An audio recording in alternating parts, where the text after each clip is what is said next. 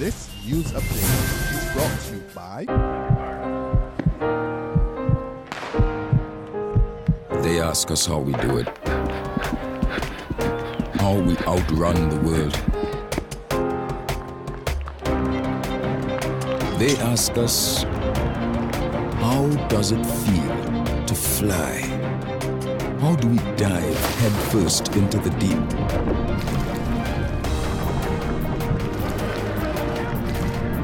And emerge victorious.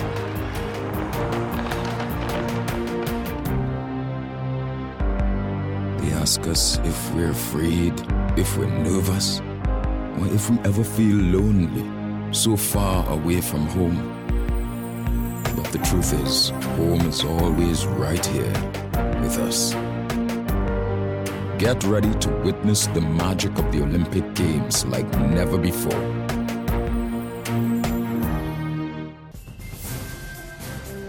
Welcome to the Barbados Today Morning Update. It's Monday, August 22nd. Thanks for joining us. With the details, I'm Fernella Wedderburn. Attorney at law and social activist David Commission is threatening legal action against the construction of the proposed Hyatt Hotel at Carlisle Bay if the project is not subjected to a comprehensive environmental impact assessment. Commission has made clear his opposition to the project, which was announced last month. He says it will have implications for the environmental well-being of the city of Bridgetown and its designation as a UNESCO World Heritage Site. More in this report from our Maricla Williams. In a statement issued on the weekend, Commission charged that a legitimate environmental impact assessment cannot be carried out in secret and without the participation and input of the public, particularly the people who reside in the communities closest to and most affected by the proposed hotel. Commission noted that during his presentation on the budget debate, International Business Minister Donville Innes claimed that the chief town planner had already dealt with and approved with conditions construction of the controversial hotel. He said Innes also claimed that an environmental impact assessment, a heritage impact assessment, and a series of other studies were carried out as part of the processing of the application. However, Commission stated that to the best of his knowledge, the people of Barbados were never given public notice of and invited to participate in any environmental impact assessment pertaining to the proposed 15-story structure. Maricla Williams reporting for Barbados Today. Thanks, Marie-Claire. In other news, officials of the Barbados Workers Union are expected to meet with the management of United Commercial Auto Works Limited for talks over the dismissal of Richard Newton today. Newton, a director and chief foreman at UCAL, was fired last Friday over fraud allegations. He is accused of diverting company funds to his personal account. Newton maintains his innocence. Barbados Today understands that the two sides will meet at 2:30 p.m. at the union's Solidarity House headquarters to discuss the matter, which is under investigation by the fraud squad. Prime Minister Frondell Stewart says plans to appoint all eligible public servants will not create a higher wage bill. He made the comments as he delivered the keynote address at his party's 61st annual conference at George Street headquarters yesterday. The policy is that when officers retire, existing skills in the service will be redeployed where this is possible and sustainable.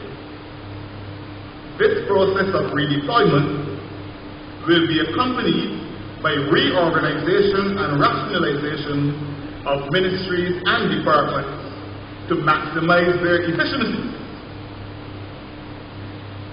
The decision, therefore, to appoint all eligible officers in the public service who have been continuously employed in temporary positions for 3 years or more will add nothing to the wages bill of the government, since these officers are already going to work every day and are already being paid. Meantime, delivering the sermon at the conference, Pastor of Empowerment International Ministries, Roger Husbands, cautioned the members against infighting. You see, what the Prime Minister of Barbados wants is not someone who will snatch his authority, but somebody who will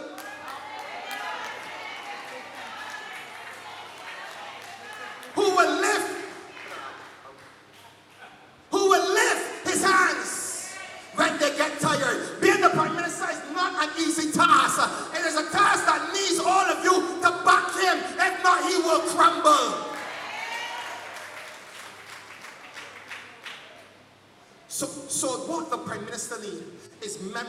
Parliament who are more interested in holding his hands up to get the results that they need, opposed to snatching them up.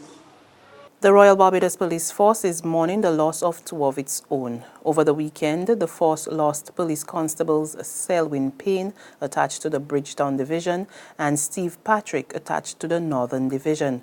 Barbados Today understands that one officer died at home and the other passed away at the Queen Elizabeth Hospital. The two, who have over 65 years between them, were still members of the force and was said to be ailing for some time. Barbados Today extends condolences to their families and members of the force. A remorseful night. That's how band leader Laura Galt described the thank you party for jump promotions over the weekend without Rennie Radcliffe. Radcliffe passed away on Kadooment Day.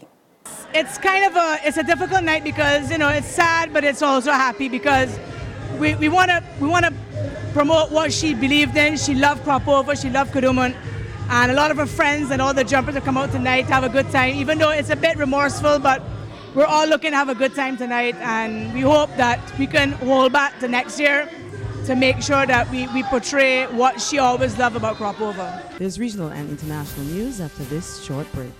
Read all about it, read all about it. Get your paper, only $2.25, let's get your paper. You again with that stale news from yesterday. I got the Barbados Today app on my phone and I just get my news for free. What do she? Barbados Today, news you can trust. In news from the region, Trinidad police are investigating the murder of a 9-year-old boy. According to this report from TV6 News, Sion Paul was on his way to purchase something to eat when he was struck by a stray bullet. Police said that at around 9 p.m, Sion was walking along the southern main road near his home to purchase a burger with his cousin when there was a shooting incident at a bar nearby. Sion, who was shot in the upper torso, collapsed a short distance away. His grandmother, Janet Griffith, said she saw her grandson minutes before he was shot. After I saw them about 2 minutes, they started running. I said, Janet, your grandson get shot. Officers of the San Fernando CID who were on patrol nearby responded and took Sion to the San Fernando General Hospital. However, he succumbed to his injuries an hour later. I'm very Lord hands.